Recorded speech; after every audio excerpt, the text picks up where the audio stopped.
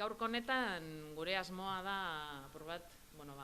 jendaurrean azaltzea zein dan egoera trenaren lurperaketari buruz eta batez be, ezain beste zein dan egoera bera, espada guri dagokigunez, zer dakigun eta gehien bat zer ez dakigun. Azaroaren 25ean Garraio Sailak esandakoa hedabidei esaten. Guk ez dugu inongo agiri ofizialik jaso hori jakin alitzeteko. Beraz, uste dugu, erakundeen arteko leialtasuna zelan edo alan ez dala gorde.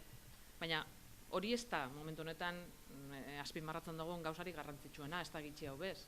Ez bada, azalpenak ez direzela emon eta ez direzela emon Durangarrei. Hori da, esaten duguna. Ez da azkenean noberaren, ez da gitez, kargua goraipatzea edo, ez bada Durangarrok ez dakigule aurrez aurre zein izango dan obra honen amaiera, noz izango dan, zelan egingo dan, eta dirurik badagoen edo ez, hori burutzeko, edo beste nunun gaztaudan. Hori da eskatzen duguna. Baina Durangar moduan, ez dira alkate moduan. Arriola jaunak berak 2010ko maiatzaren 5ean esan zuen obrak 2011ko udaran bukatuta egongo zirela. Beraz, hori ja data jarrita egon zen, eta presupuesta bebai. Dezakegu txapuza erraldoi baten aurrean gaudela,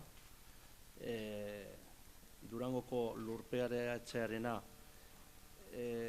gezurrez eta atzerapenez betetako historia da, eta hori bukatu behar da behin betirako eta laster.